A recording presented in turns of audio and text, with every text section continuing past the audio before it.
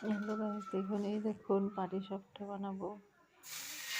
এখন কড়াইটা দিতে গেছে, এখন গোলাটা দিয়ে আস্তে আস্তে করে উল্টে নেব। তারপরে দেখো লম্বা করে দিয়ে নিতে হবে, তাহলে শেপটা ভালো আসবে। আর এইদিকে পুলি পিঠাগুলো বানিয়েছি, এখন দুধের মধ্যে ছেড়ে দিয়েছি। এই দেখো কয়েকটা চুষি বানিয়েছিলাম। এই দেখো ক্ষীর বানিয়ে ওই বাসনের মধ্যে দিয়ে দিয়েছি পুলি পিঠেগুলো পুর ভরিয়ে। এবার এটা উল্টে নেব।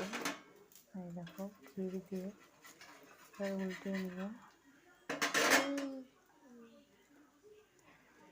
যে ক্ষীর দিয়ে দিলাম, লম্বা হয়ে দিয়ে দেবো।